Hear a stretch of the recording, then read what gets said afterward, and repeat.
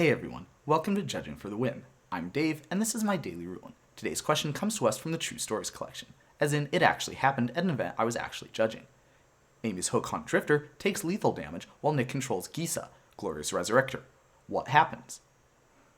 Alright, so first of all, the Hook Hunt Drifter is of course going to be exiled. There are actually two replacement effects that want to exile it, one from itself and one from Gisa, and in cases where you have two replacement effects that both want to apply to the same object, then that object's controller is the person who gets to decide what order those replacement effects apply in. If Amy chooses to apply the Hook Hunt Drifter's replacement effect first, then that means it'll still get exiled. However, it won't be considered to have been exiled with Gisa, and so therefore it will not be coming back next turn. On the other hand, if she chooses the other ordering, then it will be exiled, but with Gisa's ability, and so that means that during next turn, he's going to be able to put that card into play. Ordinarily, this is where I would say that a smart player would only ever choose the former ordering, but let's take a closer look at exactly what's going to happen here.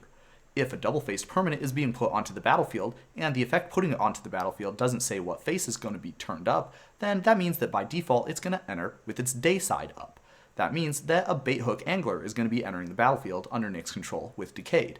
Now, since it has Decayed, it's only going to be able to attack once, and it won't be able to block at all. If Amy has some convenient way to dispatch this creature, then it's going to be going back into her graveyard. There isn't going to be any replacement effect from that card that says you should put it anywhere else. So it will be put into her own graveyard, and that means that she'll be able to disturb it again sometime in the future, which is of course something that she wouldn't normally be able to do.